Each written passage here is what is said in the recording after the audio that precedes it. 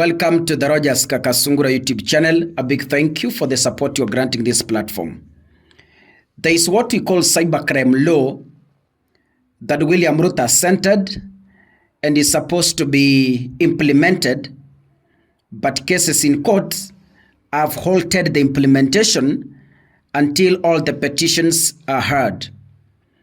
Kenyans are saying the new law is punitive and it's looking forward to silence dissenting opinions, especially from the opposition Gen Zs who are online every day criticizing the Kenya Kwanza administration.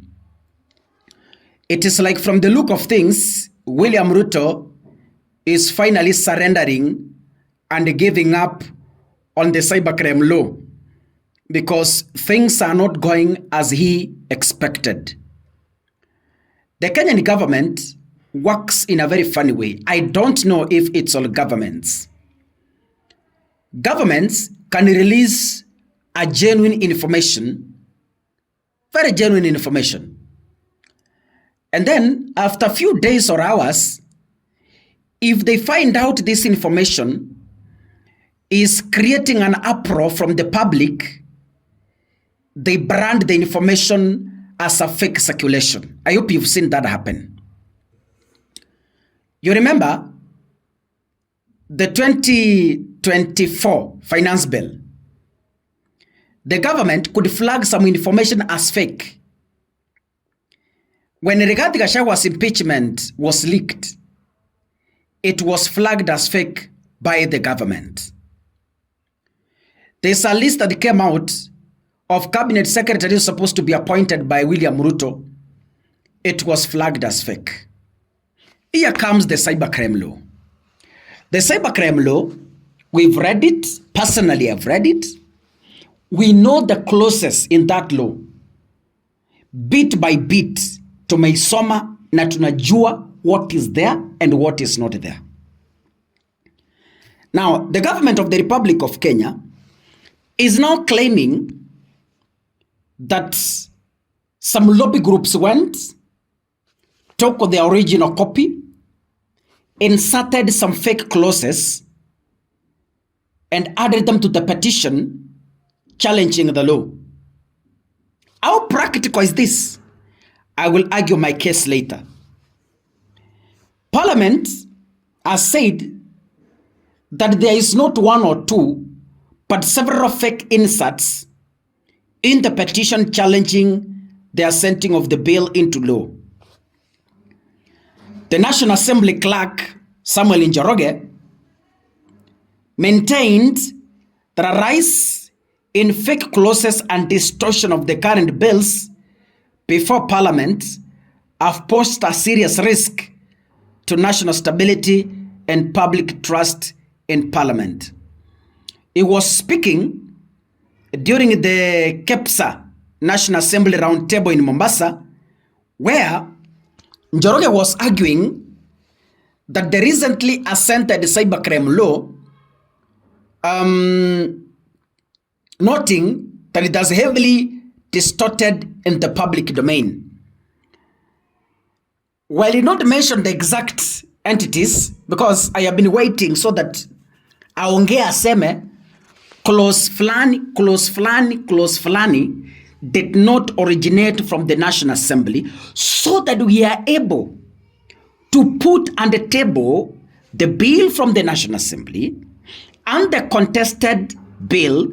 We put it on that table and differentiate between the original clauses he claims and the fake clauses he claims. He was unable to name them. He said that the fake clauses have caused unnecessary alarm and confusion among citizens.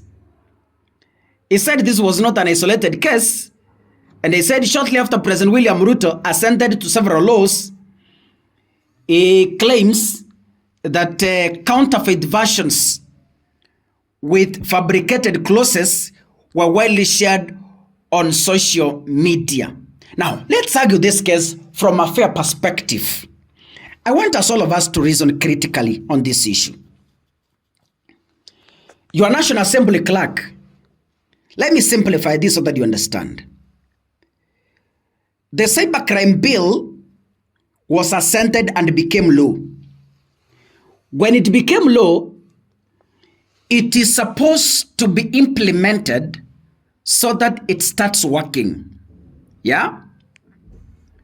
But the lobby groups went to court, filed petitions, and contested some of the clauses that they feel are punitive and are meant to silence the opponents.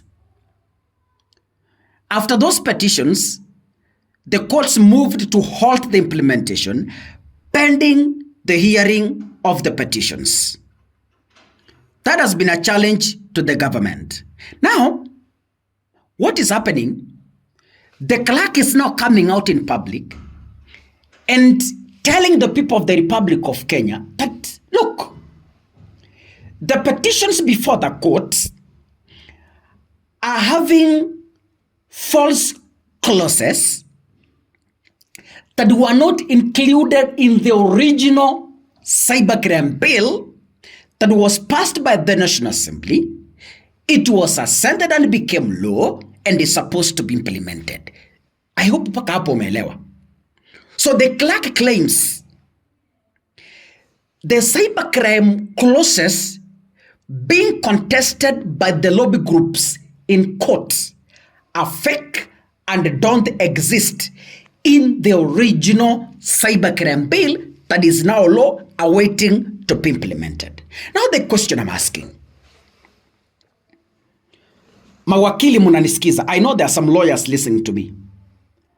Even if you are a layman, even if you are a dwarf on matters law, how practical can a whole activist organization or a lobby group move to court with a fake clause and get orders to suspend or halt the implementation?